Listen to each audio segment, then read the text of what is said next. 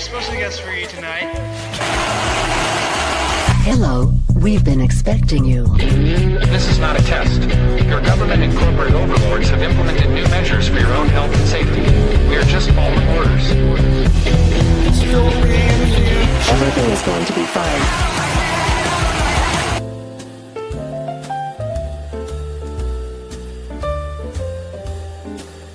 I'd like to introduce...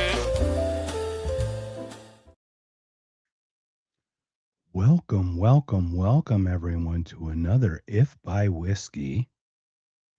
We are sans Jake, but Jake may be on and off. He is still held hostage at the La Quinta Inn in Fresno, California. He blinked twice the last time I saw him, so I know he's in trouble. But we'll send SWAT there as soon as we can to help him out. But if he does jump on, it's great. But we do have a special guest today. I'm going to introduce him in the stupidest way I can with a song. So we're just going to do fun. Coming over the airways, the man says you're overdue. Sing a song, spend some money, join the chosen few. Well, I'm not in a hurry, and I don't want to be like you. All I want for tomorrow is to get it better than today, step by step, one by one, higher and higher, step by step, rung by rung, climbing Jacob's ladder. That's the first time someone has ever. That's the first time someone has ever sang a song to introduce me. That it may be the last. I don't know. That was epic. Yeah, this is awesome. Yeah, and Rich, you did miss out being late, man. So it was a little Huey Lewis in the news. I've had him stuck in my head. I think it's because we were about to have a talk. Because Jacob's Ladder is such a really cool song that it's probably underappreciated. So I thought, our ages, we kind of get that vibe, the little 80s vibe. We got it going. So Jacob Winograd, LCI Green Room, Libertarian Christian Institute. Sir, welcome to another If by Whiskey. We've done this a couple times. How you been, man? Oh, I've been good, man. It's great to be back, be talking with you. I got used to talking to you with when we were doing the book club, I guess, over a year ago now on that day right behind me, Provoked. We were talking like every week there for a while. Yeah, it was weird to stop that. Yeah, it was like 8 to 10 weeks. We were just completely collaborating, like buried every time we got up against a deadline, because Scott Horton's books are just information. And humans work in narrative. So it's like one of those weird things where we have to kind of shift what he says or what is into a story that we can then mold into I think what we did was we allowed each other to speed run the book, because if we had all had to read the book with the full intensity, would not have happened. But we kind of split up. We're going to read this section, but each one of us would have like a dedicated, we're going to really cover this section, which made it easier for us to get through the entire thing and understand it with, probably only like a tenth of the recall and understanding that Scott has. But it was definitely good. Did. And shout out to Sean Collins, who joined us as well for that. I hope he's doing well. We haven't talked in a while. Hopefully, maybe I know he got nuked off Twitter again, man, and it bums me out. In a nuke, I thought it was like a cell. It was an unaliving of himself on Twitter. Only on Twitter.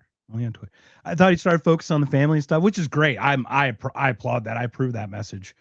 So how are things in general? You mentioned a couple challenges in general. I don't want to get too deep, but yeah, what's going on? Anything you want to share, or do we want to continue with the bashing of the state? Where do we want to go with this?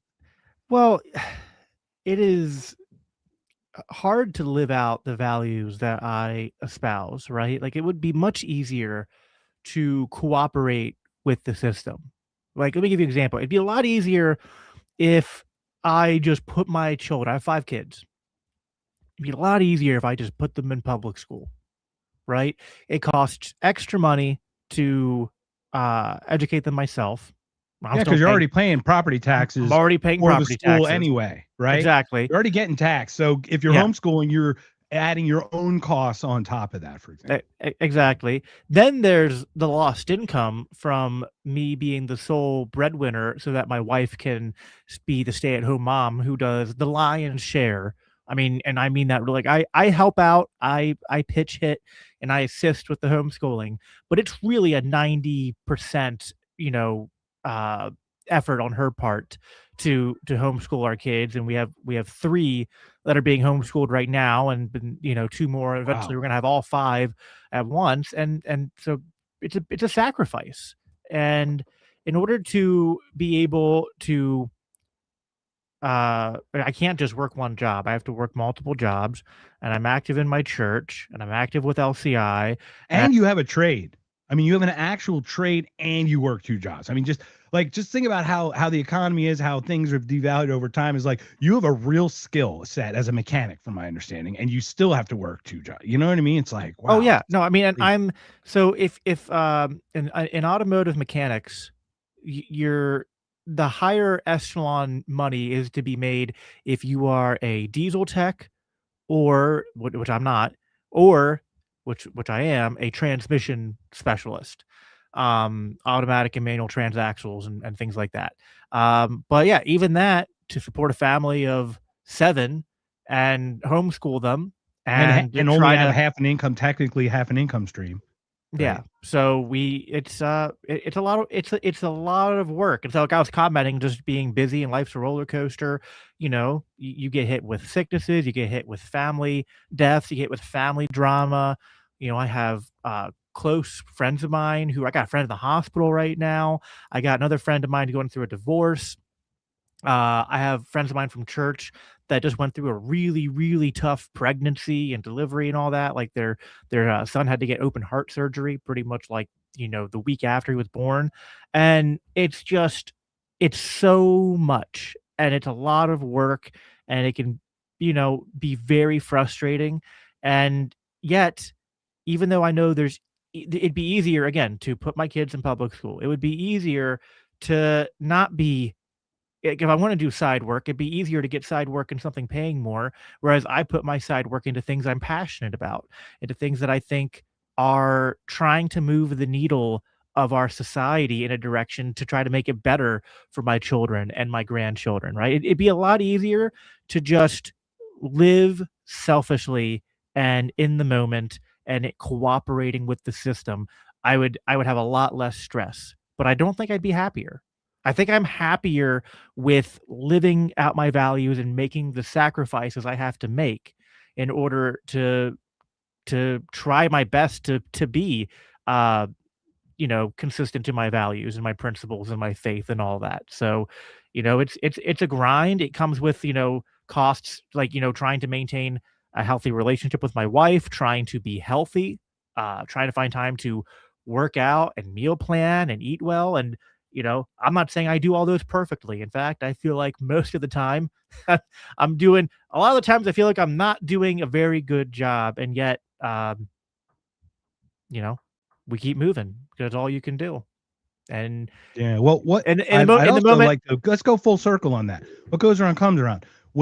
When time comes that you will struggle, which will happen, when you aren't the one with this and the support role, right? Like when they're not coming to you, when you're the one in the bed, when you're the one with, you know, with the help that's needed.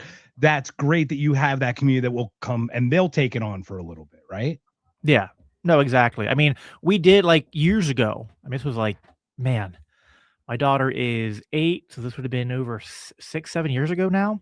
Yeah, it was actually like it was 2019 that my daughter was in the hospital and almost died. And yeah, our church rallied around us, family rallied around us. You know, it's nice to know that, man. It's nice to know that you got people that care about you, that are going to help you through the tough times. And you know, it's like, I think a lot of us, like, we can, when we're going through hard things or when life's a constant grind, we can kind of wish it wasn't. And yet, when I really stop to think about it, and I think about if I took the easy way out, like, yeah, it'd be easier. Like, maybe I could, like, be more relaxed, but I feel like I would just be less happy. Like, I just feel like I would not be me. Like, I wouldn't have a soul. I'd just be another mindless drone NPC in the crowd. I guess it's like, it almost goes Could I back to the replace Matrix. happy maybe with fulfilled, right? It's kind of like a fulfillment Yeah. because like it's kind of, you know, it's kind of like a balloon or something that's just empty. Like it'd be boring. It'd be a boring life if it didn't have stuff that you'd have to constantly pull on this and push on that. It's like a motorboat versus like a sailboat. You know what I mean? There's like constant rigging that you have to pull and tighten and this and that. Something like a sail, you know, motorboat, you're just on cruise control. You don't get the full experience of the ocean, for example. That's how, like, the same thing about life. You don't get the full set of life if you don't put it on the sail mode, right? Well, or to equate it to what I do, it's like driving a manual transmission versus driving a modern automatic one, right? It's like I feel so much more connected to driving, and driving feels more fun and like almost like an art form, if that makes sense. When you're driving downshifting instead of braking is my favorite thing to do. Oh yeah, downshifting instead of, I love engine braking. So. Engine braking saved my life. My brakes went out. I had a Toyota, and the brakes went out on it, but I was in a manual. So I was on the highway, and I'm going like 75, 80, and I was like, all right. Like I panicked for like a minute. I was like, wait, I'm in a manual. And I just, start downshifting and slowing it down, and got off to the side of the road, and, put the e-brake on, and, and then actually like use the e-brake to get home. But like, even so, like, how many times did you start a car, kickstart it with the clutch? I mean, come on. Oh yeah. Dead battery. Oh yeah. How many times are you running with your buddies down the street and popping a clutch? Like in this digital age, there's something about me, I guess. And I'm only 33, going on 34, but I guess I'm starting to hit that age where I get a little nostalgic for the more analog time. I just think there was something like, there was like this perfect peak in technology, where technology made life more convenient. Like, I'm not like a primitivist or Amish person, but like, you were connected to the technology, and like, it was like the technology wasn't doing the work for you. It was a synergistic, you and the technology cooperating. Whereas now everything is like, I work, so like sometimes, besides transmissions, I'm just doing electrical work. And like, we're at the point now where we almost have self-driving cars. We have self-parking cars and all that. And I'm just like, not only do I get wigged out about that, because I just like, I know how stuff fails, and and I've seen how that can go wrong. Oh yeah, it's only as strong as the weakest component along the entire link to fail. Exactly. But then there's just something that, I don't know, there's like, we're removing the human spirit from things like even as simple as driving, by just like sitting back and being like, oh, let the technology do it for you. And I've heard the arguments for it, like, oh, well, if I don't have to pay attention while I'm driving, then while I'm being driven somewhere, I can read a book, or I can write something, or I can do something productive. And I was like, I get that, but like, this might be a little bit of only people who think about that are only people who can conceptualize doing that. This is the whole point. Like, humans are very varied in not just intelligence or whatever, not just IQ. There's EQ. There's so many different quotients we can look at, but humans are so varied. So many do not conceptualize the way you and I do. Most podcasters who conceptualize talking about being creative while that does it are totally thinking in a different mindset. They're not looking to they're looking to offload the stuff that they're not interested in doing so they can do something they're interested in. Everyone else would just be offloading what they normally do, to your point. So like, it would just be like utter sheer like, I hate to say laziness, but that's literally what it would be. Like, AI is the same thing. It's now thinking for us like cars are driving for us. I have gotten about 5 requests via email that are AI emails that I know were generated by AI. And I'm like, every single request that I reach out to people is hand typed. I don't create, hey, Bubba, I saw something, and like, you can read it and you can actually feel the connection. And like, podcasting is about this connection. Oh, and here 100%. They are creating AI generated contact messages that don't feel even remotely human. I don't like Students for Liberty lately has been on this kick where I can just tell, and you just know when you're reading it, they make these long posts and it's just all AI written. And now listen, I can read through the post and go like, yeah, there's points in here I agree with. Maybe I agree with all of it. But when I can tell it's AI that typed it out and it's not a human, I just care less. Like, I just was like, I'm not engaging with another human being's mind and the creation of their mind, and like having that interaction indirectly. It's like, now maybe it's kind of like they had the AI generate it. Like, I'm not anti-AI. I think there's useful ways to have AI supplement work, but there's, again, that's the same problem there, where there's AI cooperating with human efforts to scale human efforts in a unique, to tweak, creative way, to hone, to sharpen. It's a tool to sharpen, not to replace. Exactly. Right. Like, it's kind of like when the thing, they'll send me an email and they'll reference an episode that I did. And it was an If by Whiskey episode, and they're like, that was a brilliant not conscious episode. I'm like, dude, you don't know what you're talking about. You know what I mean? Like, it's clearly you didn't even watch it or didn't even listen. It's crazy. It's Well, and there's something about this whole AI thing and technology thing, which like, so I was raised in an evangelical, conservative, Bush voting household, right? Like the stereotypes are just kind of explain themselves. But out of high school, pretty early on, I started to move pretty far left, and as a former lefty, sometimes I wonder how much of like this position I have is like a maybe holdover from some of that. But I think there's a real point to it. Like, how lefties will critique capitalism, and they'll call what we're going through late stage capitalism, where like all you do is like have to work nonstop to try to like make enough money. And listen, they're wrong to blame free markets, right? But they're not wrong to in analyzing this crony capitalism, state capitalist game that we live under is we're turning into rigged. RoboCop. We're Right, not a free capitalist side. We're OCP, for goodness sakes, guys. And it's not free capitalism. It's not corporations. It's like the integration of the. And there's this like rat race element to everything where like I'm all for people being productive. I'm all for the idea of individual liberty and personal responsibility and no handouts. I mean, charity, right? But like charity for people that fall on hard times, not like handouts for people that aren't willing to work hard. But charity's a different, right? It's a different perspective we talk about. So, it's not a handout. But what I'm not okay with is this sort of like, and we know it's not driven by free market. It's driven by things like the Federal Reserve and money printing and debasing our currency and the artificial lowering of interest rates and all of this, which does create this sort of like people have to work more to make less as time goes on, and it does rob away from in economic terms. So I Jeffrey Degner from the Mises Institute. I had him on my show a couple months ago, and we talked about this. And in economic terms, it's the difference between productive time, like working time, and leisure time. And leisure time doesn't mean that you're just being lazy. Leisure time can actually still be like economic in a sense, but like instead of producing things or doing things for currency, it's like the time that we spend in art and in music and in parks and recreation and in nature and like all that. And because of this system we live in, we have less leisure time, and we're kind of made to constantly be working and productive. And there's something about that which I really like. I really hate, I shouldn't say hate, but I really despise Ben Shapiro. You can hate it. You can despise. You can loathe it. You can do whatever you want, man. It's okay. We're this way. But Ben Shapiro has this. What happens on this podcast stays on If I Was. Okay. So Ben Shapiro has this whole shtick, right? Other than that, he thinks that you need to go die for Israel. Which one? The one with the eyebrows attached to it? The stick with the. Yeah, no. But he has this thing where he thinks that anytime someone is complaining about America, he kind of does this like, well, you just need to pull yourself up by your bootstraps, and anyone can succeed in our country, and acting like there's not systemic issues, right? And that bugs me because like I don't think he's a champion.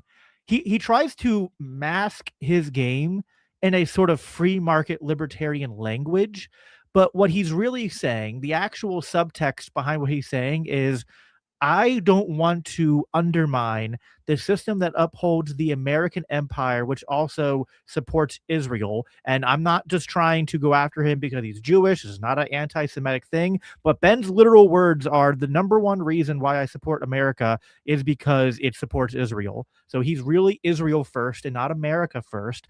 And so basically what he's saying is, you just need to work twice as hard so that Israel can do whatever it wants, and America can continue to send billions of dollars of foreign aid to them. And there's just something about that I just find like especially offensive and evil and heinous. That's just like, it's even bigger than that. It's like don't worry about the system that I've figured out and gamed for my advantage, right? While boxing out other people trying to do what I do or something like that, right? It's beyond just like becoming great. It'd be one thing to become greatness, but we're finding that people are being handpicked and just completely failing upward. I mean, Oh, it's 100%. unbelievable. There are you can tell the difference between creators who are self-made and have organic followings versus ones that are kind of pay to play. Josh Hammer is pay to play. Dave Rubin, same idea, pay to play. Ben Shapiro, I might say he's a bit more talented than some others, but he's Well, he still a used to be lot very pay to talented, play. and now he's not as talented as he used to be. Well, Now he's he more of was a pain in the ass. never he was He actually sounds like a young version of Mark Levin. If Mark Levin, if he grows up, then he's gonna sound like Mark Levin, for God's sakes. Oh gosh, can't even imagine. Can you These imagine people are Mark Levin, just but at Ben absolutely Shapiro's unhinged, speed? I mean, that just sounds like absolutely like oh Seriously, my gosh. that's the thing. You need to like morph him as he gets older. He starts losing the hair. The yarmulke doesn't cover as much. It's crazy, man. No, Anyway. absolutely. But yeah, I mean, there's just there's something about it which is just especially irksome to me because yeah, these people do game the system. They pay to play. Like Ben Shapiro was never at a Turning Point USA event until after Charlie Kirk died. He was only there because he and a bunch of other pro Zio people like just paid tons and tons of money to get up onto the speaking stages. And what do they talk about? They got up there and basically complained about all the right wingers who were anti-Israel. Now, I want to be clear here. Like, there's a lot of things where I don't like things about Candace Owens. I don't like things about Tucker Carlson. I really don't like Nick Fuentes even. And I as a Christian, yeah, because we kind of work in principles and ideas. You and I have a set of things that we go into every conversation. And if they don't align, we figure out if they actually don't or why they don't, if it's translation issue or whatever. And if it doesn't, then we don't change to suit the group. That's why we don't get along with everyone on everything. That's the whole point. Right. Is we but I have more respect not for like that. ideological in a group. We're not tribal. We are ideal, idea. Exactly. And that's why, like, even when like people who are ideological, even if they have an ideology that I hate, I almost have just more respect for them because I'm like, you're real, you're authentic, your audience is like they follow you because like you've built something, you've built an actual movement, and there's people that like have bought into what you're selling at a level that like the other people that we're talking about like just don't. Other than maybe like aging boomers who, Mark Levin has a very dedicated watching base of like the, a couple 100,000 boomers that still think octogenarians who are too 1990s. old. Have you heard this? Allegedly, the anecdote of the story of like their viewer audience are so old they're not strong enough to push the change channel button on the remote, and they're like, "We're good. We're just gonna, wither and die off the vine." It's totally cool. Yeah. Well, there's also it's also like, this, for all the talk about like old people complain about, like millennials and my generation younger, like not having high attention spans. So I'm like, well, no, it's just, we have a different focus. Like for things that matter, we listen to like 2-hour podcasts, right? And get information that way. We don't just listen to 30-second sound bites from Fox News or CNN, right? So, it's just a matter of, where your priorities are. It is crazy because I'll listen to the news in the morning. I listen to, it'll be Fox, NPR, CNN, ABC, like the 30, 45 seconds, just like the headlines of the day. And I'm just yelling at the speaker the whole time. Just absolutely yelling at I'm like, no, that's not how it is. The nuance. Everything. Context changes the character. Oh, speaking of failing upward, I just got to play this. Whitney Webb broke something. Whitney Webb, right? Whitney Webb, friend of the show. Whitney Webb. She does all the by way of, what is it? By way of blackmail. She wrote, I think, are the 2 books. She's awesome. Anyway, you'll know her when you see her. I have to share her to the stage. Here we go. Here's Whitney Webb breaking some news. Doesn't know. I mean, he's obviously retarded. So. There it is. Breaking news. Pete Hegseth is officially retarded, everyone. Speaking of failing upward. And then, so after this is what's interesting about this. After I saw that, she spoke about Pete Hegseth, I was like, this guy came up next. And I'm like, holy shit. I thought Pete Hegseth was retarded. Here, I'm going to give you this guy. Let's talk about this guy a little bit. Options. I think it's important the American people know options for what? And it's options to ensure that Iran never has a nuclear weapon. You talk about people who walk into a crowded supermarket and have a vest on, and they blow up the vest and a couple of people get killed, and that's a terrible tragedy. What happens when what's on the vest is not something that can kill a couple of people, but can kill many, many tens of thousands of people? That is the most important American national security objective that exists for any administration at any time, is you don't want the worst people in the world to have a nuclear weapon. That's why the president is doing this. That's why the president cares so much about this particular issue.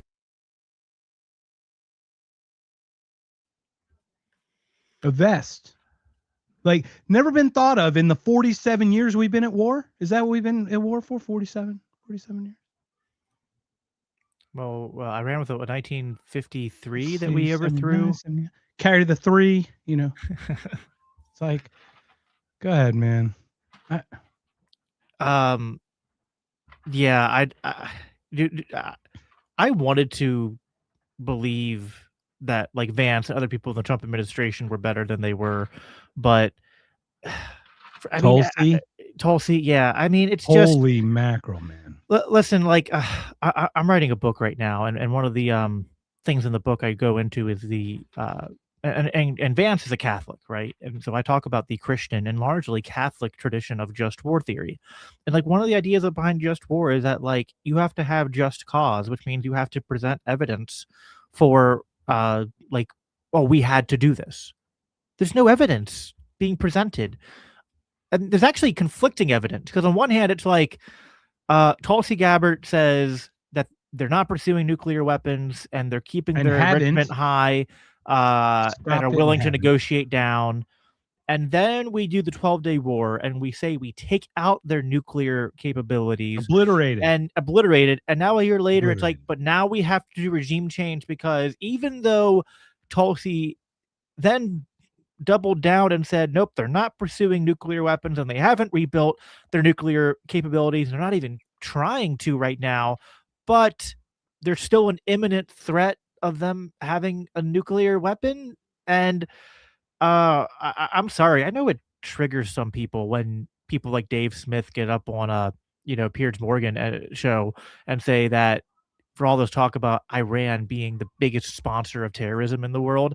And then he says, no, Israel is the biggest sponsor of terrorism in the region, and America is the biggest sponsor of terrorism in the world today. It's just facts.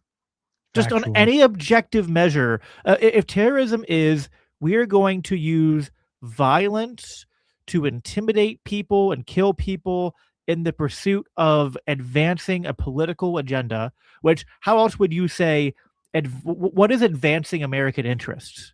Right? American interests isn't like going to Iran, silly, and putting ground troops in and having a ground war. That's what's in America's interests. Like, you're just so silly, Jacob. Like, listen, for as much as we talk about the war with Russia and Ukraine being this proxy and being provoked by American foreign policy, right?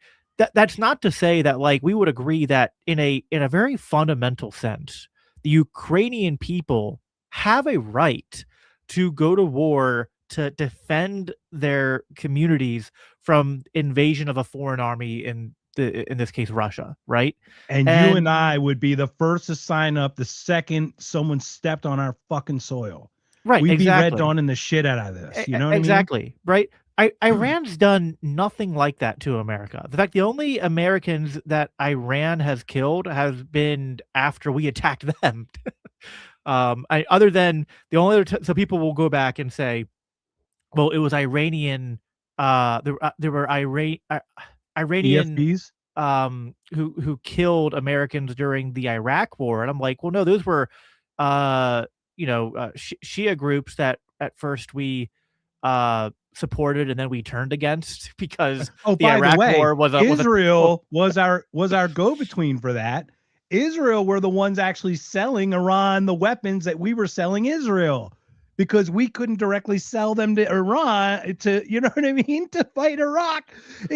This whole thing is just absolute silliness, man. It's like they just picked up die and just rolled them and said, it's just some chart. And they're like, we'll just do this. You know that saying, never attribute to incompetence or to malice what you can contribute to incompetence? Yeah, Hanlon's razor or Hanlon's. I think I think, hey, you know that it's not one or the other. It can be both. The American government is both simultaneously just like they make the dumbest foreign policy decisions that you could ever make, and they're also evil. Like the two are not in conflict.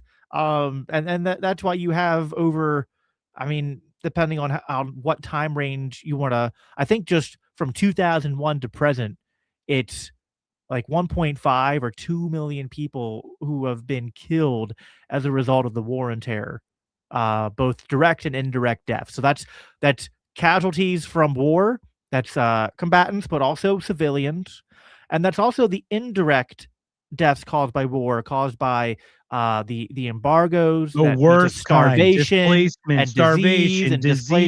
disease, Yeah, just all sorts all of of stuff. that. That's, I mean, it's one. Look, we know that blowing up is a horrible, horrible way to. I think starving to death would be just absolute, just way worse, man. Yeah, I mean, it's Ugh. people want like. I know you're an atheist, like you say anti-theist, right? Yeah. And so like, uh, neither one of us, because I'm a Christian, you're an atheist. Neither one of us are like pro-Islam, right? I don't look at Right. the religion of Islam and go like I want more of this in society. But I also recognize that, like with any religion, there are violent extremists, and then there's a lot of people who are peaceful and just practice their religion privately, or in a community of believers, and we can all live in relative proximity with each other and not be killing each other. Uh, I don't care if you're Muslim or Jewish or Christian or Hindu or Buddhist or Jainist or atheist or agnostic or Scientologist or Republican or Democrat or whatever, right? If you're living in a town where or an area where bombs were dropped and your neighbors and your children or your parents or all the above died from either drone strikes or starving to death or diseases caused by American foreign policy and intervention or Israeli policy and military intervention, I don't care what group you're in, you are now infinitely more incentivized and uh, through just basic understanding of psychology to become radical and to hate. It's not even radical at that point. Like, you know, it's like if a government killed my family, it's pretty logical, actually. Not really extreme to hate them, right? It'd be like, imagine being Well, a nobody's Jewish talking family. about Lebanon right now. Let's be honest. Lebanon is being invaded by Israel right now, while America are focused on Iran. No one's really talking about it. And we've taught, what was it? Landlocked, this internal displacement of like 1 million people. And your internal displacement, holy shit, they can't even get out. They can't even get out of the cage, guys. This is just Imagine horrible being humanitarian. imagine being Jewish in not in Germany in the 1940s, and then someone going like, "Oh man, guys, why do you just you hate the Nazis and you want to like you think they're this evil empire that's killing all these people? Like, you just sound so extremist right now. Like you want to go kill Adolf Hitler? You want to go kill, you know, just to overthrow this tyrannical government? Like how at some point I'm Even not Germany okay. didn't overthrow Hitler. Even to the end, they didn't Look, overthrow their own government. listen, Let's not. I know. as a Christian and an anarchist, I am never okay with an innocent person being killed, even if it's in a defensive war. Okay, so like what Hamas did on October 7th, where they're going after Israeli officials, I don't have as much issue to say. Where they're going after civilians, that's a big problem. Although, of course, we also know there's the Hannibal Doctrine, which states that Israeli soldiers are supposed to, you know, fire upon their own civilians rather than let them be captured. But that's not to say If that Israel knew nothing about it and it was an absolute surprise, absolute 100% surprise attack and all that, it was an absolute act of aggression, and we don't stand for that regardless. right, Regardless of really who it's on. To your right, point. 100%. So like, but Yeah. just the basic idea of like, is it the extremism is, and where it becomes terrorism is when resistance to an evil threat blurs from I'm just going to respond to the aggressors, to like collectivizing groups of people and not distinguishing between actual aggressors and innocent people.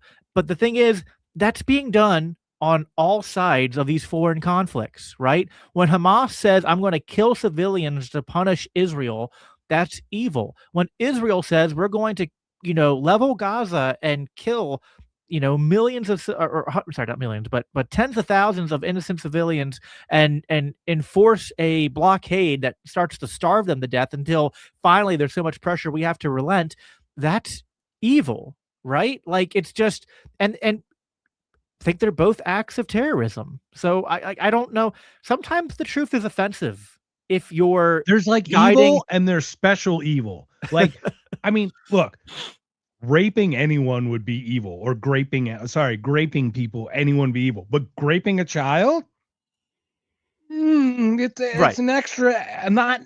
None of them are. They're both evil. Obviously, the same level evil we talk about. But you know what I mean. But like, to that point, you add that child element to it. The Hamas terrorist who was a peaceful person who then grew up in a landlocked area, basically an apartheid open air prison, who lost their parents to Israeli strikes, and then joins Hamas to go fight them and commit crimes against innocent people.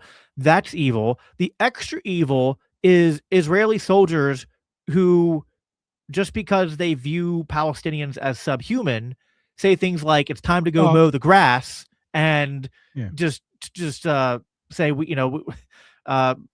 support the kind of greater Israel Likud project. And like I sometimes, people might say, oh, you're anti-America, and I'm just like, I don't know what that means. Like, am I anti? What? I'm not anti. So what do you mean by America? It's like, I'm not against America war. the land. Is that what America? Is that how you're defining America? Right.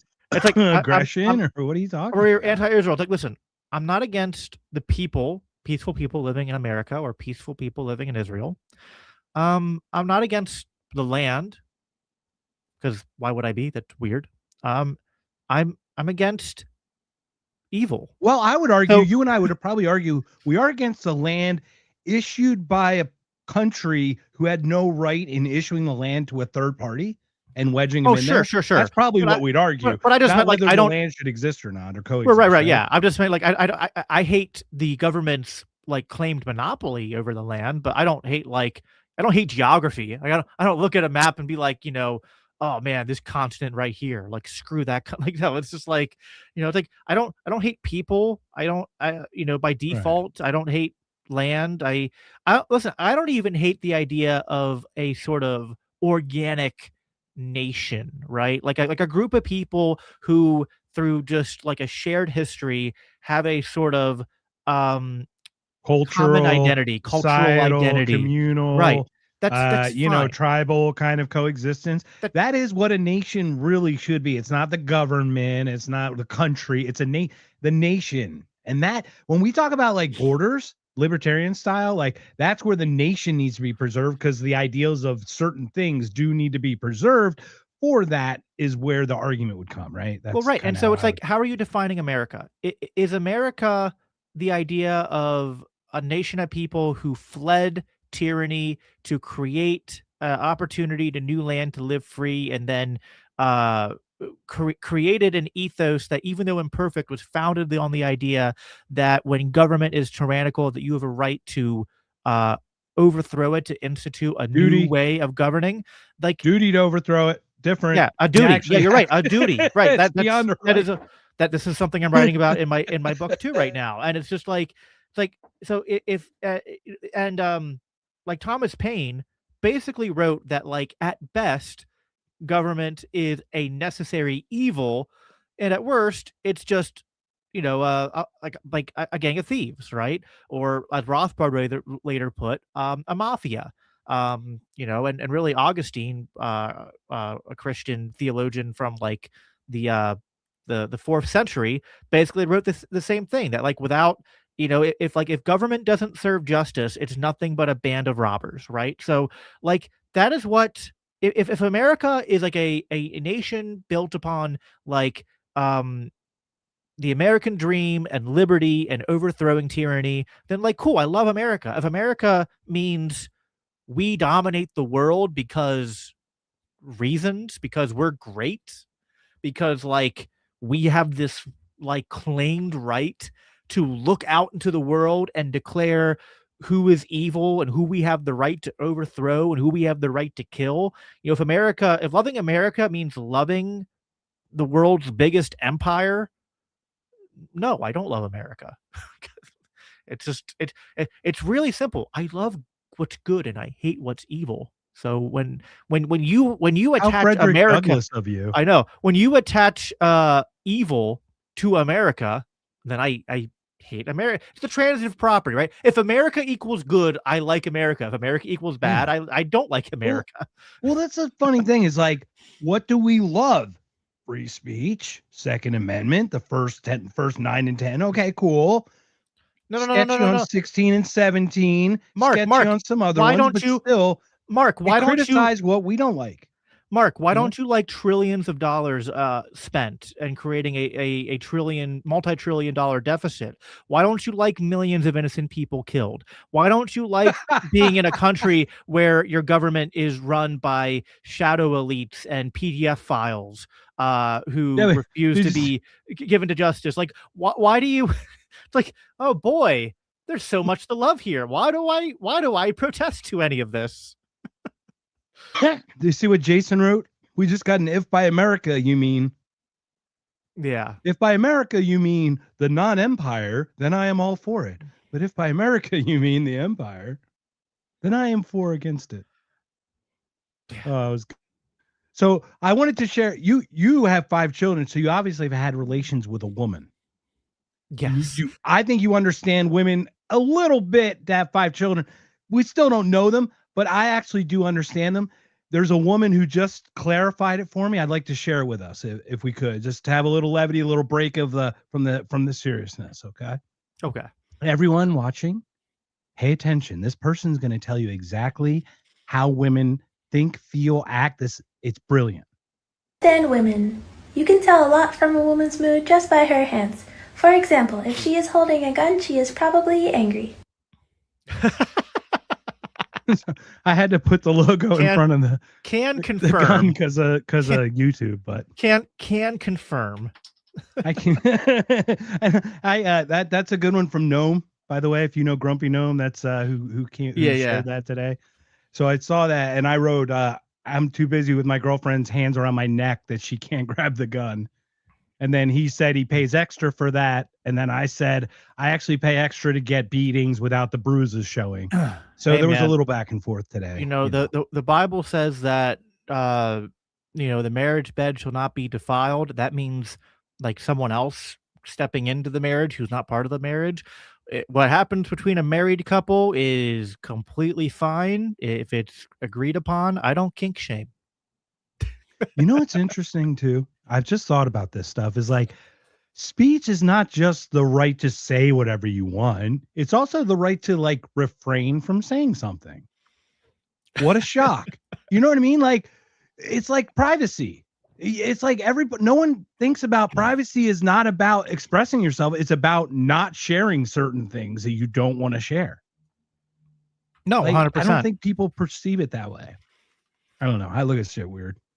So. No, I think, that's the whole idea behind like, you don't have to self-incriminate. No, get a warrant, right? Like you have a right to privacy. And anyone that wants to invade that has to be able to provide sufficient evidence to be able to raise a charge against you to explain why they're infringing upon that natural right.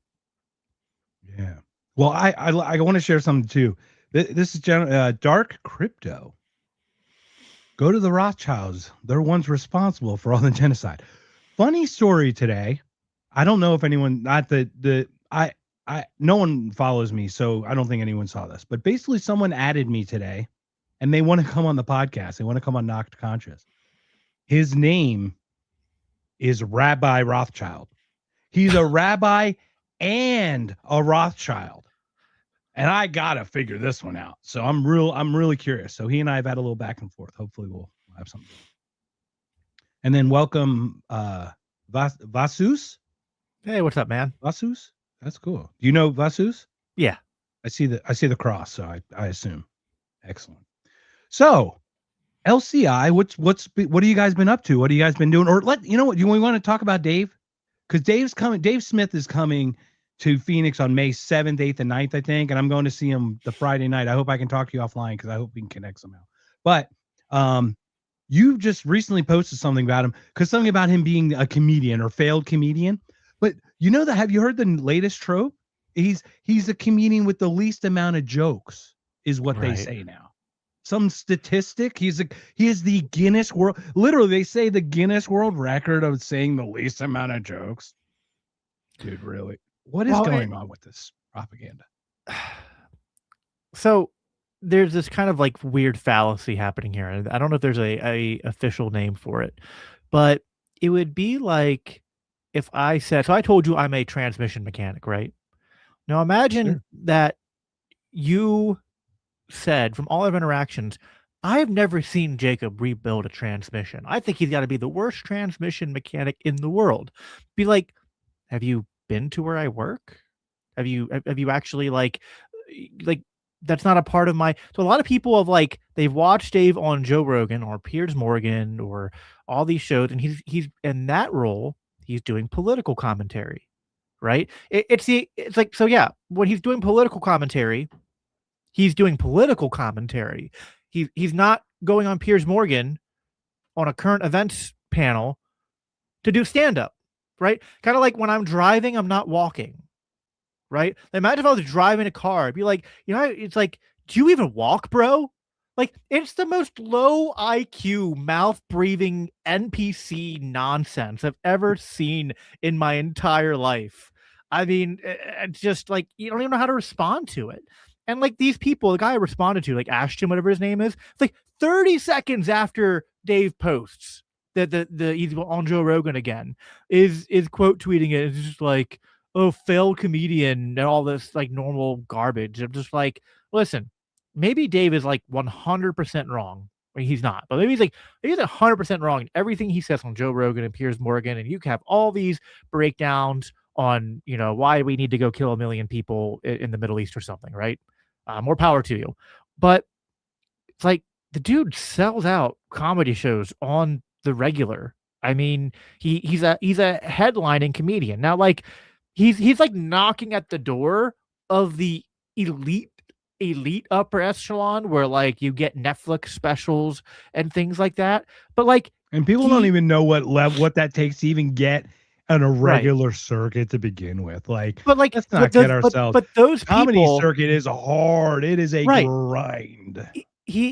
Those people in that upper, elite echelon, Dave has had like those people like on his Legion of Skank show, and they've done shows together. So it's like, it's not like he's like some like bottom feeder, like just doing local gigs. Like he's a, national comedian going around touring full time, and also a political commentator, because you can do more than one thing. And it's Dave Rubin is a failed comedian. Well, yeah, Dave Rubin is a failed comedian, just to be clear. So it's just stupid. I don't even know, like, what's the point of it? Because it's like, what's the point of going there? It's the same reason why when he's on with Joe Rogan and Douglas Murray, and he just focuses on, you've never been there, and this whole like, you're just a comedian thing. It's like, it's the reason like Ben Shapiro says, I won't debate Dave or any of the non-interventionists because like it's beneath me. It's like, if it's so beneath you, if these arguments are so easy to take down, then just do it. Like, just do it. What did you watch Dave on Piers with Adam? No, oh God, dude, don't even. I will start raging if we talk about that. I was sharpening razor blades. He made Douglas Murray look intelligent. I was sharpening razor blades, man. I've never heard someone debate someone else citing another debate that they couldn't even claim parts of the debate that they could cite. The cringiest. By the way, I would argue that the Coleman Hughes one, and actually 2 podcasts ago, I think I did argue that the Coleman Hughes one was the greatest challenge that Dave faced.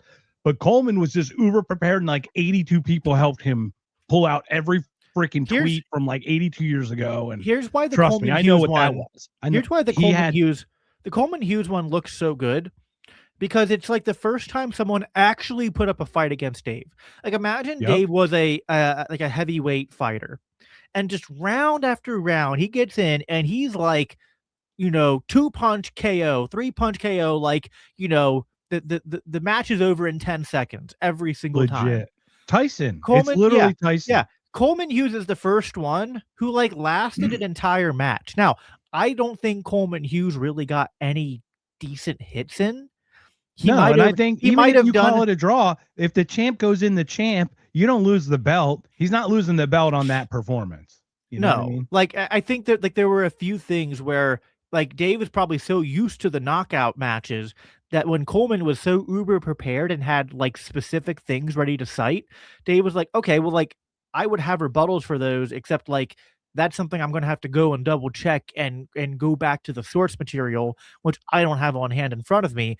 And I did actually the whole episode, like a 2-hour LCI Green Room episode with my my co-host for that with Cody Cook, and we went through and broke down everything, including the whole like Wesley Clark thing that he was trying to call Dave out on. And it's like, no, like the Wesley Dave's entire case is not the Wesley Clark memo.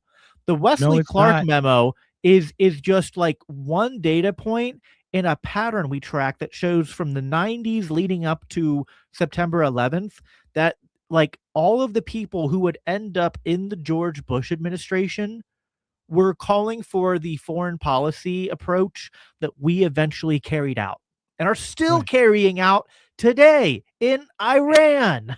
It's like, and what's crazy is no one's referring to the second Wesley Clark conversation with Horton on Piers Morgan, where he literally talks about being handed the memo in some weird way. It actually seemed more direct even than the one that was casual anecdote that he was sitting cross-legged, all casual in that interview. This was way more. And then he talked about resurrected by an Israeli, by the Pearl Institute and Wolfowitz. And Scott Horton, you see his eyebrows waggle and he's like, dude, you just gave up the entire game, man. Yeah. And you're right. It doesn't hinge on that. But isn't it funny? Literally in the order in which they're written down, they're almost going down one by one. Right. It's kind of like those things where like Coleman was able to know enough to just constantly pivot and deflect and dodge, because it's one of these things where the case for the especially the 90s lead up, right, and the case for the neocon influence and plan to do regime change all along is sort of like this convergence of data and evidence. And it's true that if you take one single data point and you fixate on it and you remove it from the entire argument and set of data and you say, this doesn't prove anything. Sure. But that's not the case. The case is not, does this singular point of data in complete isolation prove the claim? It's can you explain to me without appealing to just coincidence or no explanation how 40 different independent verifiable points of data, whether we're talking about the clean break memo, whether we're talking about the Project for New American Century, whether we're talking about the Wesley Clark stuff, whether we're talking about the stuff that was released later in like WikiLeaks and just all these converging data points that demonstrate that they were, listen, put it this way, because I like to understate things, not overstate them. I'm not saying 9/11 was an inside job, but I am saying that there's a chance they had a heads up about it. And even if they didn't, if they did know about it ahead of time, they wouldn't have wanted to stop it. And that's like they might have even wanted to nudge it along by maybe shooting a missile somewhere and replacing one of the planes or something. Yeah, like they wanted a 9/11 thing to happen. And I mean, you can look up the dancing Israelis, you can look up just the what was it? I think Benjamin Netanyahu after 9/11 happened said, "Oh, this is a good thing. And I was like, well, it's not good that the people died, but it's good because now America is going to get involved more in the Middle East, as if we hadn't been already, as if we hadn't built bases in Saudi to be bombing and blockading Iraq for a decade. I mean, it's just like, that's what I hate using 2001 as like the arbitrary starting point for the war on terror and Middle East interventions. Because it's like, as you know, we've been meddling the Middle East since the 1950s. And we just basically picked up where Britain left off.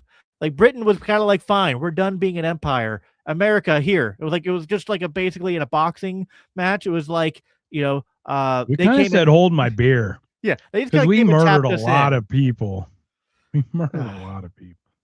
That's the shame about it, is like, it's one thing if you have military against military, people chosen to die for their countries going at it.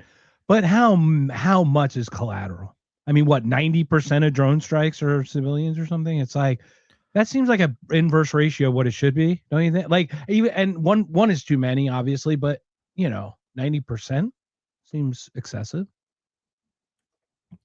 Listen, in a very purist, principled way, stance, like perspective, I think that if one innocent person dies in even an act of just war, that it's unjustified and it's murder, and I'm against it. Now, if I'm trying to be charitable, right, and understand that urban warfare presents challenges and humans are fallible, I am not saying, like, if I even just want to like pretend for a minute I'm not an anarchist and just be like, I understand nation states are the way the world operates right now, and I'm not saying that you literally cannot defend yourself from foreign invasion or acts of terrorism, right? And I am not saying that your response has to literally be 100% guaranteed to not have any unintentional collateral damage, right?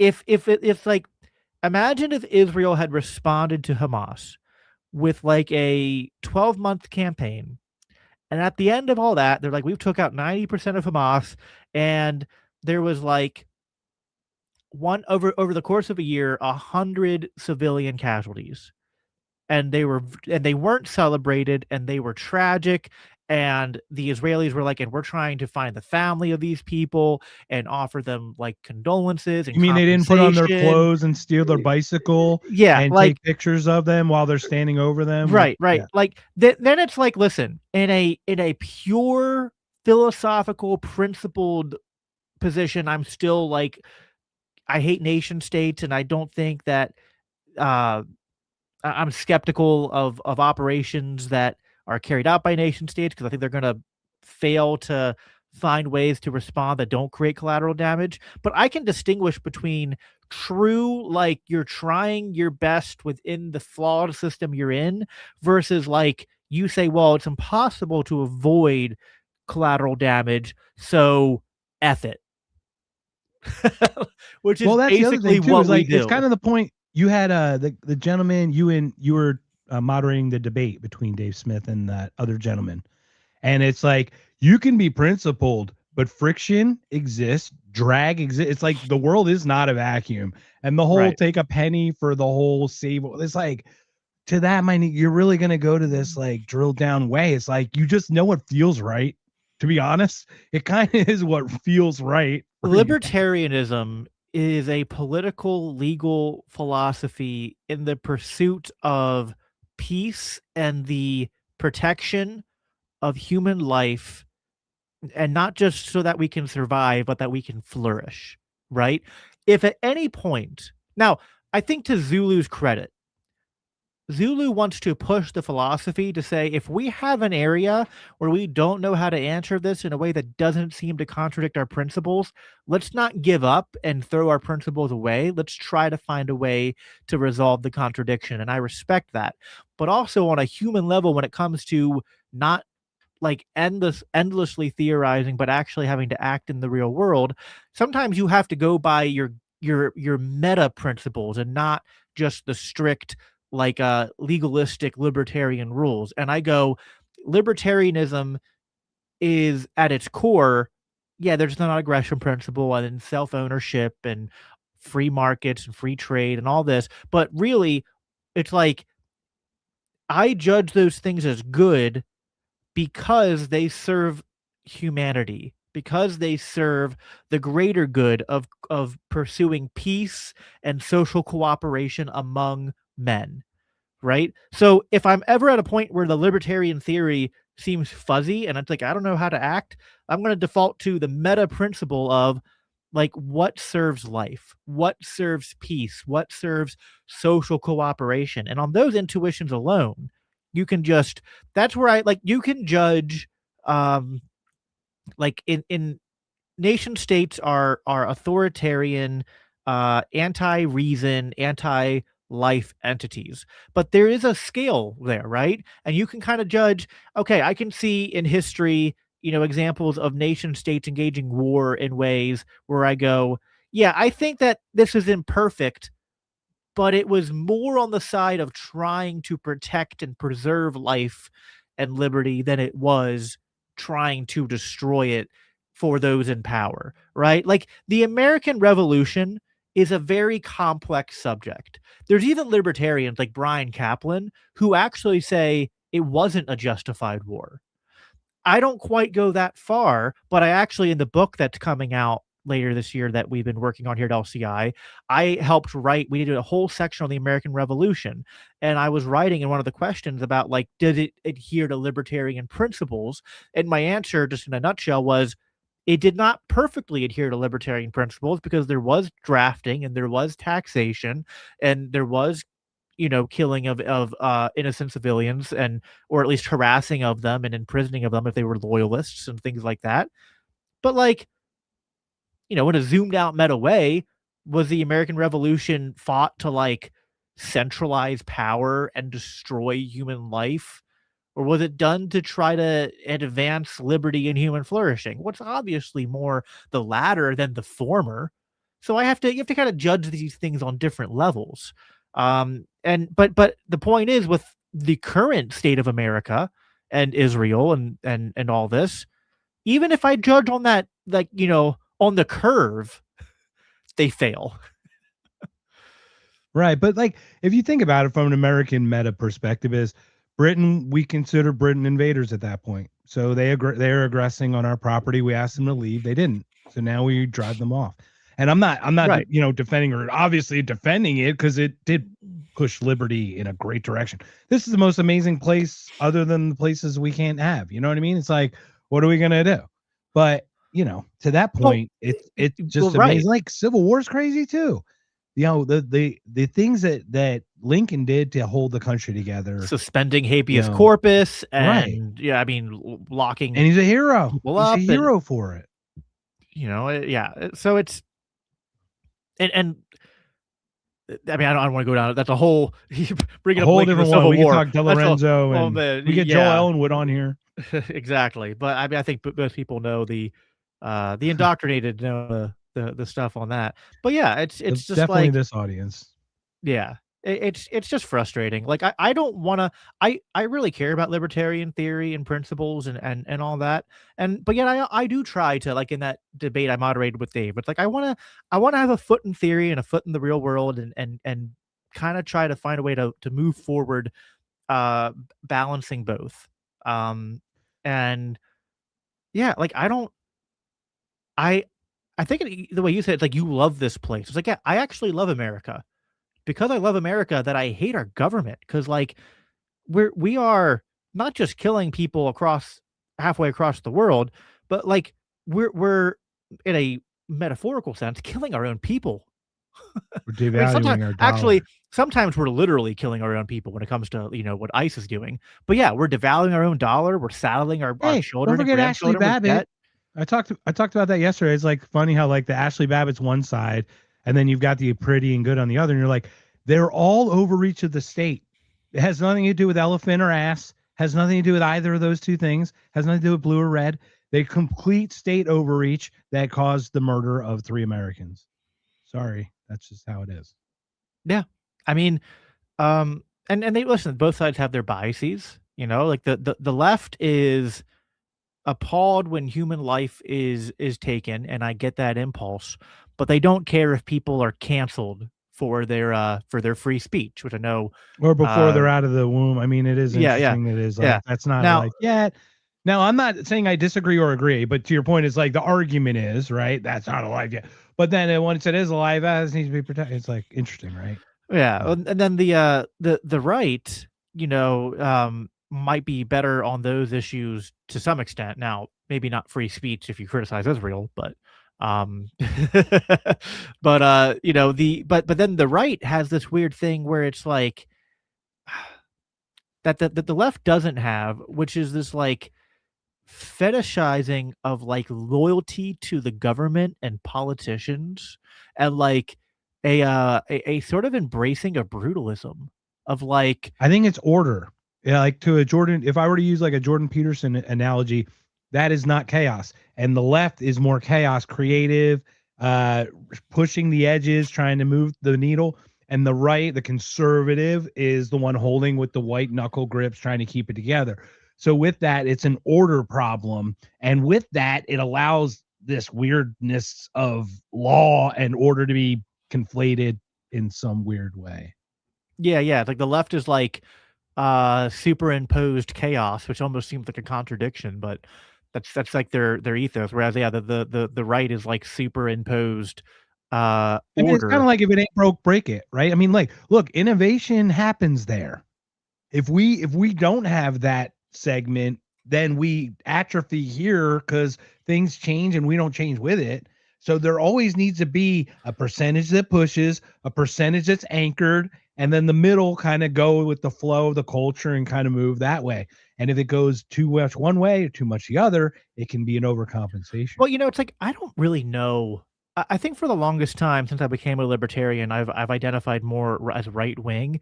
I'm starting to become less enthusiastic about labeling myself as a right winger because like I don't. Everyone defines these things differently, and let me tell you, like as a Christian, I have very what's called like conservative social views, which I don't want to enforce with the state, but I'm pro. Uh, But uh, you enforce them through community and shaming, sure, like sure, yeah. personal, private, like through conversations. So you do impose them, but it's totally within your rights to impose them the way you impose them. You don't do it through an outside third party force. You don't do it by taxation or through actual physical force or anything. Right, right. So it's like, I have traditional views on marriage and sex and how people should have families and people should have tons of kids and uh, things like that. But like on a more, I think, kind of more fundamental level, I'm really against dogmatism and echo chambers. Like on my show, I invite people who are statists on. I invite people on who are really like very far left, or at least center left, who are atheists, who have opposing social views to me. I think that there is something really damaging about echo chambers because uh, it's kind of like it's actually funny. I'm holding a pencil, and I always like that economic idea about like how it takes you can't just have like one sector of the economy that like we make pencils. Like, no, you need all these converging parts of the economy for a pencil, for just something as simple as a pencil to be made, right? And it's this diversity. And there's something about which is kind of considered more of a left-wing idea. And ethos is that creativity and that diversity. And it's like, listen, I'm a Christian, but I also think that to better understand the world around me and to better pursue peace and human flourishing, then like we need a society where like these different people with different beliefs aren't like our choices are either to go to war against people who are different than us or to find ways to peacefully coexist. And war is destructive and breeds death, and free trade and social cooperation creates flourishing in life. And that means it's like, well, I got to find ways to like sit down with someone who might disagree with me on like maybe the very fundamental things about my worldview and find a way to find common ground with them. Find a way to like Yeah. we can share a society together because it's better for all of us. It is interesting when you see we've gotten to the point where we over challenge the views, right? Like men can be women. What? Like, come on, man. There's nothing wrong with you identifying how you want, and that's your expression. That's your freedom of expression. But come on, man, you're not that. That doesn't change you. How much of that? Changes, how much of that is cultural blowback though for super imposed order from the right? Because yeah, absolutely. The 80s were so into that. Then those children got the opposite treatment. Then they got resentful, and they were like, "I will hijack your kids and make them mine." And then they took. And now it's almost going full circle, where there's a big part of the Zoomer generation and the even younger than them are like going super ultra trad cath and stuff like that. Total conservative. Yeah, it's interesting. It's such a weird watching his pendulum, and it's like I would assume the technology's got to be social media just exacerbating it, but these pendulums are taking wilder swings through the middle, and I'm like, can we just kind of, how about stay here, like in this area? Can we do this? We don't have to go here, and then we don't have to go there. It's like a whole dance, man. It's crazy. No, 100%. I agree, and that's why it's like I don't know. Like, am I probably like center right? Like, I don't think I'm like a and I would call you conservative because you take the things that hold value that work, and you want to carry them on. The problem with the super chaotic is like they will even challenge like gravity, and you're like, dude, gravity. I'm sorry, man. Gravity's real. It's here. It changes by altitude, obviously distance from the, like I can tell you how gravity works, but you can't just deny that it is or isn't there just because you want to break the system. You know what I mean? Like, well, and I think one of the things that makes me, I think another thing that makes me more right wing, which is related to what you said, is that, and I'm curious where you line on this, but because you're an atheist, but I feel like it's weird when there's libertarian. I'll explain, but it's not that. But go ahead. but I feel like it's weird when libertarians say that there isn't such a thing as like objective morality. Now, maybe I can kind of steel man it. I think they mean that like not all morality is objective at the point of law, that it can be imposed by force. And in a legal sense, yeah, I agree with that. Like, I don't think that my views on that it's immoral to be in a same-sex relationship are objective in the sense that they can be imposed by law. But I feel like if you're a libertarian, you at least have to believe in some objective morality. Like, isn't the non-aggression principle objective? Like, isn't it just objectively wrong to kill an innocent person or to steal from them? Like, if we just kind of go, and that's where like some libertarians who are left-wing and left-wingers just in general go too far, where they're like, oh no, like even, like all morality and ethics are just subjective, even the non-aggression principle. Like, I having a conversation with people about this the other day, and I was just like, I don't even know, like, if it's subjective, how could you ever impose it upon someone? Like, you're basically saying that, like, yeah, I don't think you should kill someone, but I can't stop you from doing that because, like, that's just my subjective morality, dude. I'm like, okay, I don't know how that exactly works. Also, you're contradicting yourself, because how can you, everyone, even libertarians, even anarchists, have things that they will kill for, have things that they will use force on. So it's like, whatever you say, that's human you. Though. That doesn't make them libertarian. That makes them human. I would no, but I just meant like in general. If anyone says if anyone says I don't believe in objective morality, I go, yeah, you do. What are you willing to kill for? Whatever you're willing to kill for, that's what your objective morality is. Right. Whatever you're willing to sacrifice your liberty to commit, right? To commit something that would replace your liberty for that, then that's your line, right? Yeah. That you're talking about. Yeah, 100%. That's a great question. So as an anti-theist, this is all I'm saying. I have a challenge with the institutionalization of faith. Like, I see religion as government for faith. Like government is institutionalized ideology. So this isn't a criticism of faith. Faith is an amazing, beautiful thing. I understand all of that. I've had experiences that I can't explain, but it's the institutionalization of it. So I have an issue with the Catholicism, because like, you're still protecting pedos, bro. No offense, but you're still protecting pedos. And like, that's a fact. And like, there's no disputing that in the world. Now, that has, once again, like, how do I really come at you for that? And I'm not. Please let me be clear. Like, Well, I'm Jacob not a is not Catholic, responsible so- for, right. Well, but you understand, right? But Yeah, you yeah. understand when you have this issue, because I have a friend that's directly affected by one of the ones in California that was part of like the $160 million suit, like ridiculousness. So it's like, I understand it from a direct thing. It's not like I just came across it as some conspiracy thing. Now, as that's where the anti-theism comes. Now, if you have a direct faith, like you can call yourself Christian or however you sense that, that's beautiful. I love that. So I just want to clarify like the whole faith. No, I hear As what you're. the objective morality. Oh, good. Yeah, go ahead. Well, no, go No, cover the please, objective you have a morality too. Oh yeah. So about objective morality, did you watch I started watching, we were going to do it. Jake and I were going to do it. The debate between Dave Smith and Andrew Wilson. Oh yeah, I mean, I'm the one who made that happen. Oh, you did? Oh, interesting. Okay, because I love to talk to Andrew Wilson because I can clearly talk. At one point, when you go it- watch it, by the way, you'll get to a point where Dave gets so exacerbated. He's like, I don't know why Jacob thought this was a good idea, which was so funny. And that's funny because like Andrew is exacerbating in that because okay, so yes, objective morality exists, but I think where I argue is it's not through the book. Or I'm sorry, it could be through the book, but it ain't from God. It's not from God. It's still through human, regardless of where we got it on this paper. It's through a human that was pushed. So there's already a bias and a perception. So from my beginnings, nothing's from God, because it's already through a perception of a human before it reaches parchment, tablet, stone. If God brought a book down, which obviously we can say he did through man.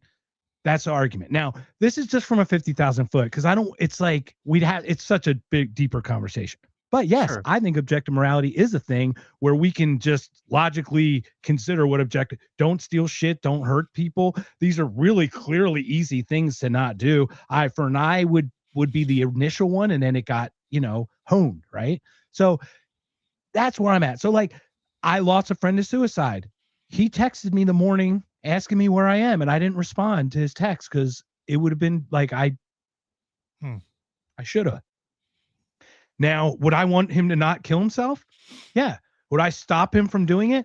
If I could somehow tell him he'd be loved and I wouldn't want him to go? Yeah. But I don't know if I could use force to stop someone from choosing to do that to them for themselves, to be completely honest. Yeah, I don't know. It's an interesting dilemma. Like, because I think on one hand you can't. On the other hand, if you can tell they're not in the right state of mind, I think there can be a justification to intervene. But it's kind of it's messy. I get what you're saying there. Yeah, and he would not have been in the right state of mind. But it's like I've spoken with this kid a million times. It's like I would have talked him off the ledge. I would have been the only one. Not it wasn't rough. The proverbial ledge clearly, but. I know what you mean. Like yeah, I have a cousin that I was close with growing up who committed suicide, and like I mean it's just tough. You always think like, and I remember like we had hung out once earlier that year, and I said we were gonna like do it again sometime, and then you just get busy, you don't follow up, and it's one of those things that like it's real tough. But I mean, first of all, just since you brought it up, I just want to say that like if anyone's listening to this and you have any thoughts of suicide and you don't think your life is worth it, like it is, like reach 100%. I mean, I don't know you, but reach out to me, reach out to loved ones, reach out to your friends. There are always options. I don't care whether it's you're going through something really hard or you just feel lonely and isolated. Like there's always you could be going through the darkest times and think it's never going to get better, but I promise you it does. I promise you that there's people who are willing to walk with you in that dark place and help you get to something better. So I wanted to say that anytime suicide comes up, I'd like a yes and on that, if I may. Yeah. Just because the advice, this is excellent. Thank you for sharing that. I've done a podcast about suicide, about people we lost to suicide. So if people want to go through a catalog, I'm sure you've talked about it. I can imagine how many times you've mentioned it or it's come across. You are valued. First of all, if you know someone who is hurting, do not add burden to them by asking how you can help. Just do something for them. Oh, Say, hey, I'm 100%. coming over. I'm gonna pick up your clothes and I'm gonna wash a load of laundry. Or I'm gonna wash your dishes. Let me clean your kitchen. Don't ask them how you can help them. They're already suffering. It's Yeah. No, something I 100%. never heard that before. And when I heard that, it clicked so strongly because I've always been like, they never told me how I could help. I've always told them I'd be there for, but you have to be there. So just be there for them, I think is a real good point. Yep. People don't like to ask for help. Even people who are doing okay. It's like we generally we I think this is kind of a cultural thing too, probably as Americans and Westerners, but like we don't like asking for help. Um we might want it, but we don't want to ask for it. And so yeah, don't ask people, "Oh, if you need anything, let me know."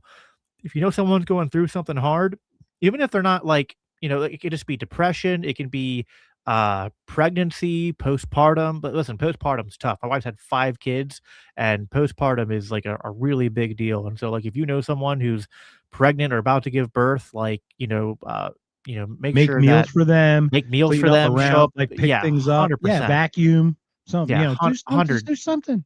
Yeah. Yeah, like don't sometimes people don't even know what to ask for, or and maybe all they really need is just someone to be like, I want to do something for you, right? It's just something small, but just like, yeah, showing up, presence, that's such a big thing. We live one of the things, like going back to what I said at the beginning, like this kind of rat race sort of culture we live in, where we have to be hyper productive to stay ahead of this inflation devastation that the Federal Reserve and our war machine puts on us.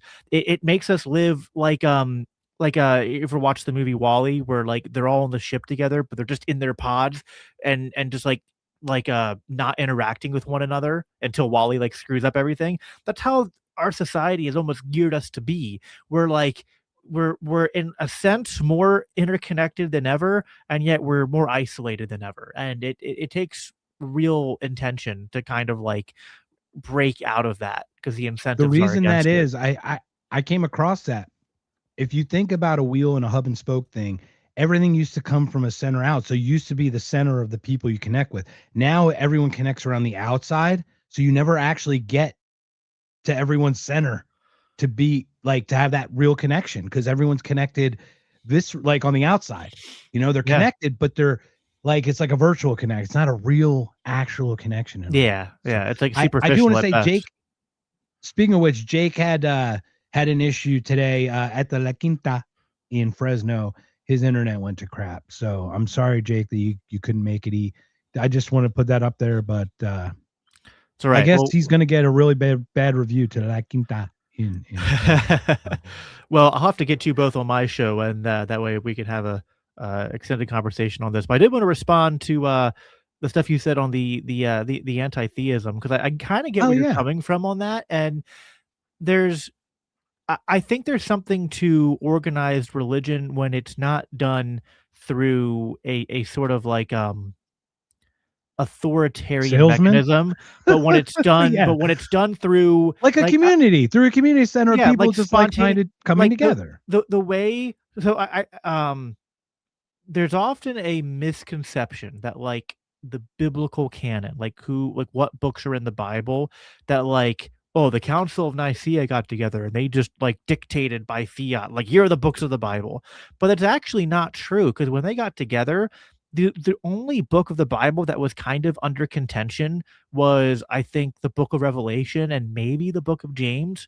But they kind of got together, and like there, if you could actually track, there's people like Athanasius and there's people like Origen and church fathers, and different canons that have been developed for hundreds of years before that.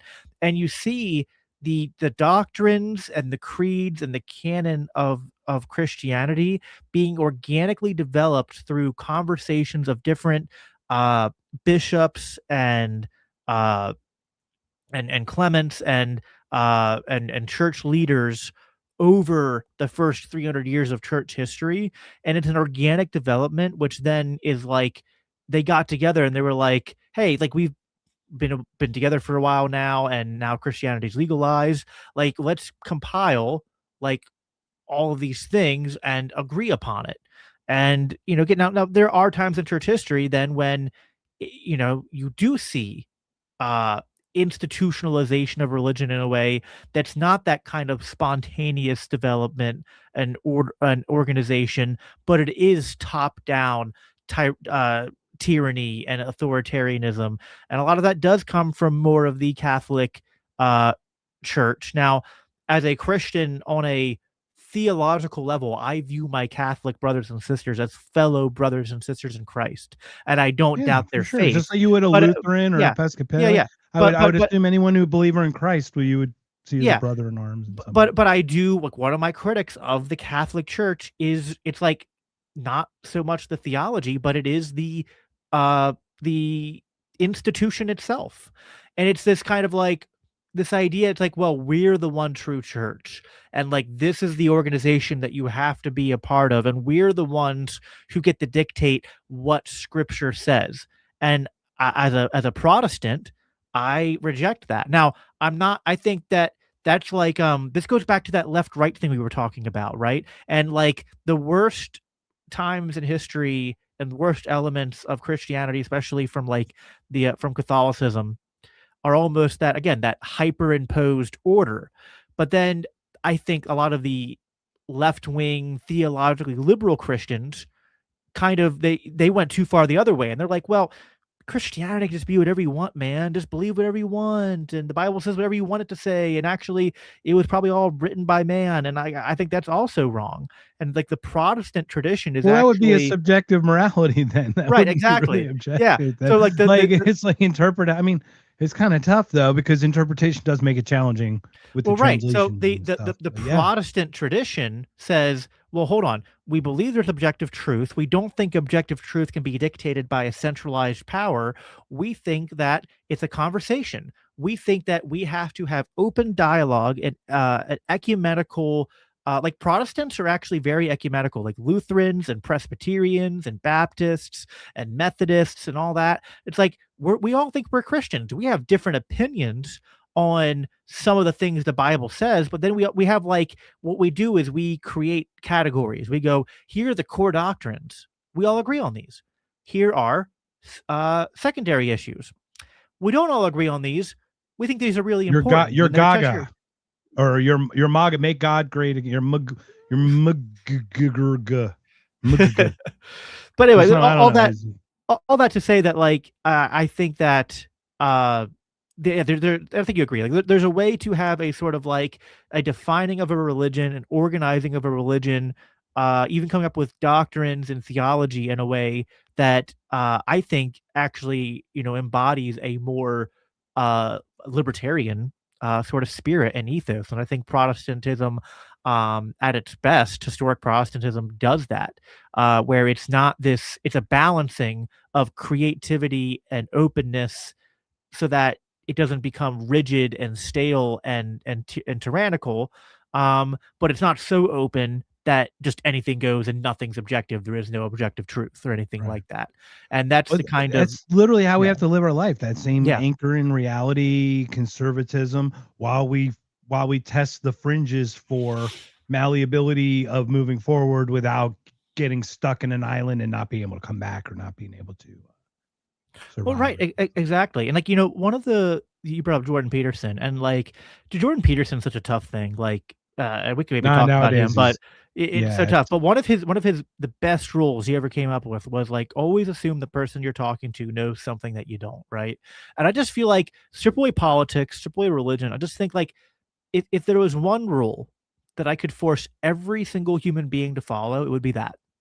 I think society would just improve infinitely if every conversation people had, they just operated with the like, this person might be really different than me, and I might have strong disagreements with them, but there's probably something that they know that's vitally important about life or human flourishing or just anything, little or small. There's something they know that I don't, and that means I have to approach this conversation with humility about what I don't know that they probably do know, and respect for them, and maybe even an interest to find out the things that they know that I don't know, right? Like how much would that orientation just like fundamentally change the way that we approach human conflict in society and everything. And I think it's kind of like that is, I think, almost at root what causes a lot of conflict is that people I think anytime you get to the point where you're like, I know it all, I haven't figured it out, I have it all figured out,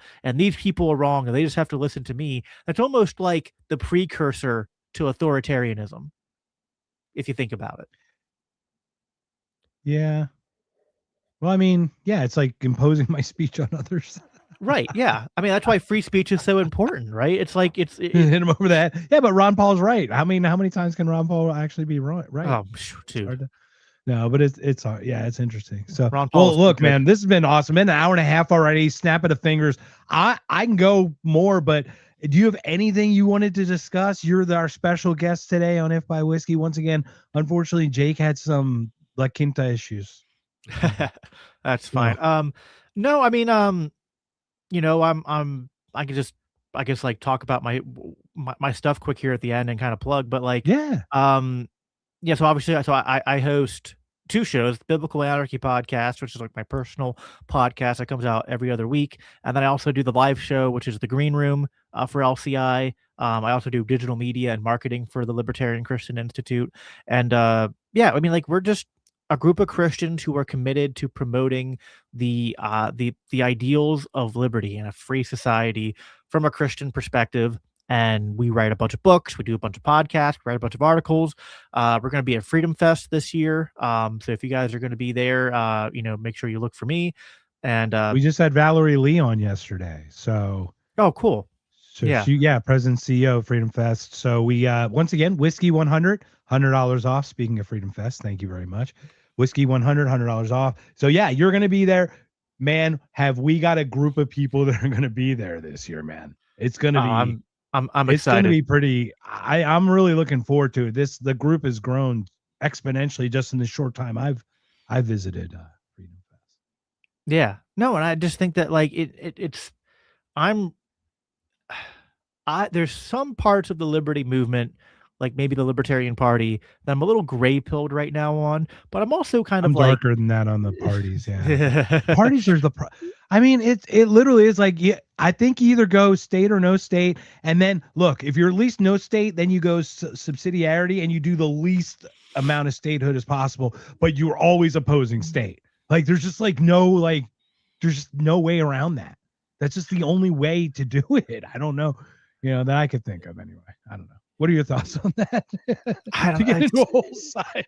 So I feel like I can almost, if I remove the human element, I can in my head go, I think there's a way to do a Libertarian Party strategy that makes sense. But then it's like the incentives of the machine are just so hard that it even perverts the Libertarian Party and orients them in a way that, I don't know. It's like I want to believe it can be effective, but maybe at best it can be a social club. I don't know.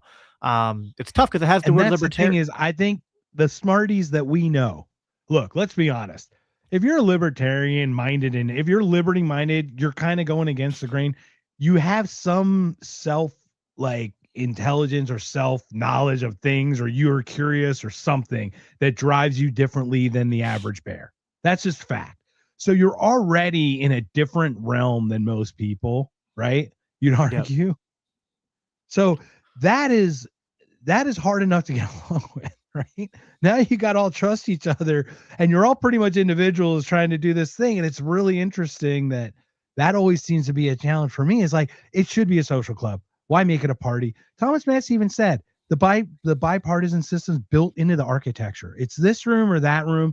There's no difference. Even if you're a third party, what are you going to do? Sit on the floor? It's like I get the impulse to want a third option, because especially like I'm one of the people that kind of like reluctantly voted for Trump because I thought he did free Ross, right? And I was kind of like, I think he's going to free Ross Ulbricht. Maybe we'll get a couple other wins. I thought he would not be as disastrous as he's been on foreign policy and other things. And so I get it. Like people are like, I don't want to do nothing. I don't want to vote Republican. I don't want to vote Democrat. Can't there at least be like a third option, like a pro? I think if the Libertarian Party was just like the middle finger to the establishment party, I'd be happy with that. I think we need like a voice in the political machine serving the role that like Thomas Massey kind of does now. that Rand Paul at his best has done, and that the person who did it the best was Ron Paul, right? Someone in the machine that's just like, listen, this is all fake. These people are all evil. They don't actually stand for what they believe in. Here's the truth. I think we need truth tellers in the courts of evil to wake the people up who can be woken up. But beyond that, I think the solutions have to be outside of politics. I think it has to be the establishment of something counter to the state, parallel systems, parallel cultures, parallel societies, parallel currencies like crypto. And I think we play a role in creating that, because conversations like this are signals put out there into the world to show people that, like, rather than getting caught up playing this game that's just designed to keep you going around that wheel really fast and getting nowhere, uh, you can opt out of that.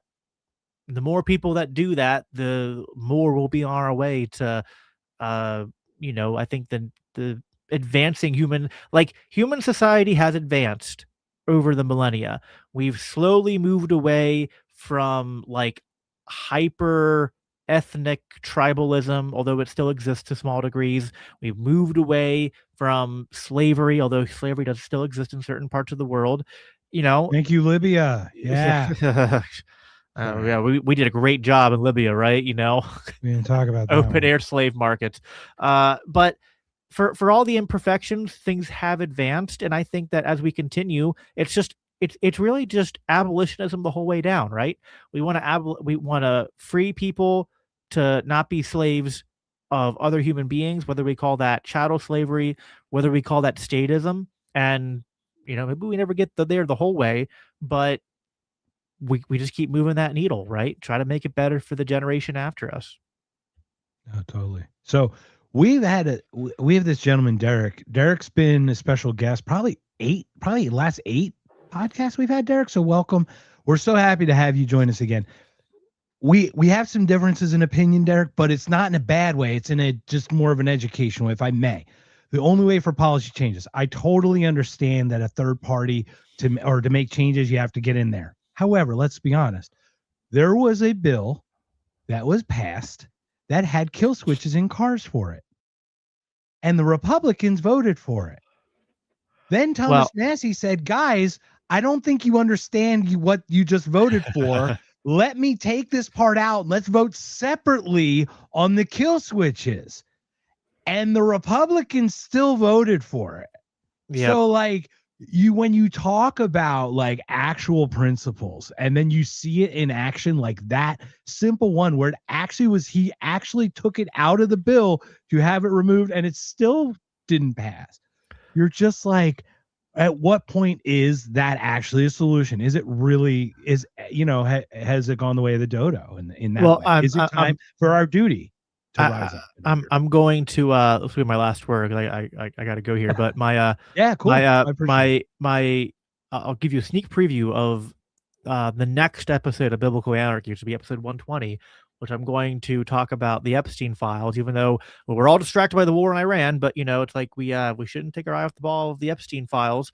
What did the Epstein Files Transparency Act prove? That even if you pass a law to hold government and hold people in the highest echelons of power and wealth in this country accountable, they won't do it. Yeah. So what do the policy changes really do?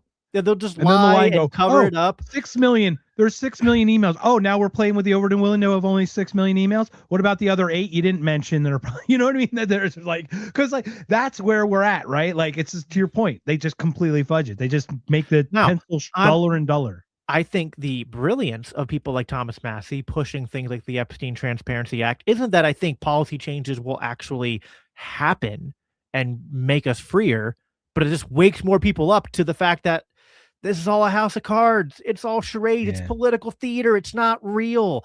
Even the elections every 4 years are kind of half fake because it's just changing the people at the podium. It's not actually changing the true levers of power and incentives that really run this country.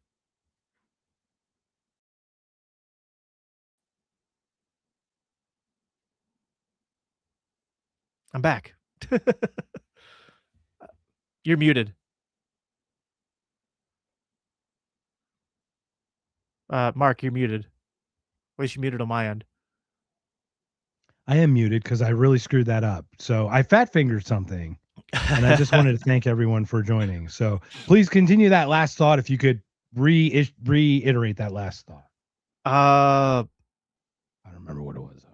I was saying, oh yeah, it's a house of cards. Even the elections every 4 years. House of cards. Yeah, the elections every 4 years, you're just changing the people at the podium, not the people behind the scenes who were in the actual levers of power. And it's like, if this whole idea of the American experiment is that we're a nation of laws and a government by the people, it's like, well, if the people are behind Thomas Massey to pass a law to hold the government accountable, and the government says no, then we're not a nation of laws. We're not a nation by the people. What does that mean? What does that mean? It means we're not a free country.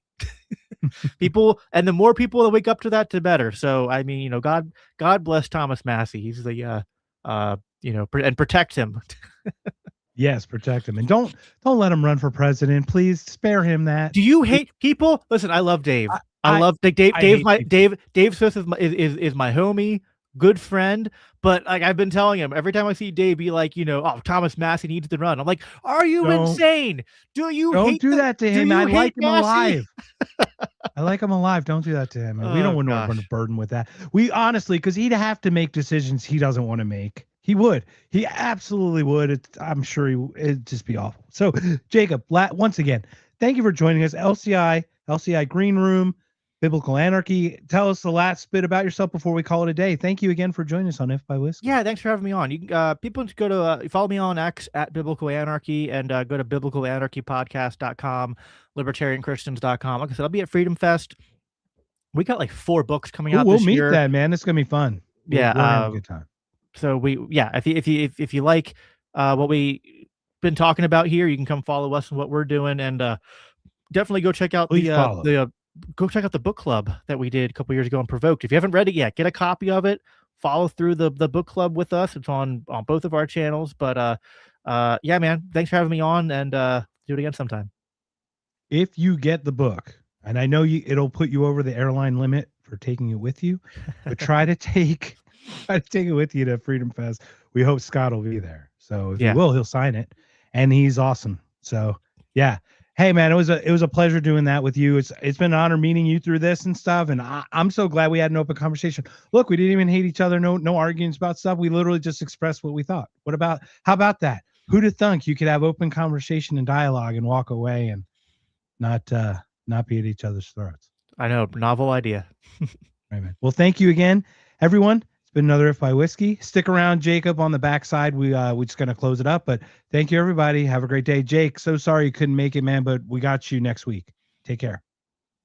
Thank you, everybody, for joining us on this Wednesday night. This has been If by Whiskey, and we hope you have a wonderful, wonderful evening. Subscribe to If by Whiskey. Fuck Liberty Lockdown. Subscribe to this show. No, come on!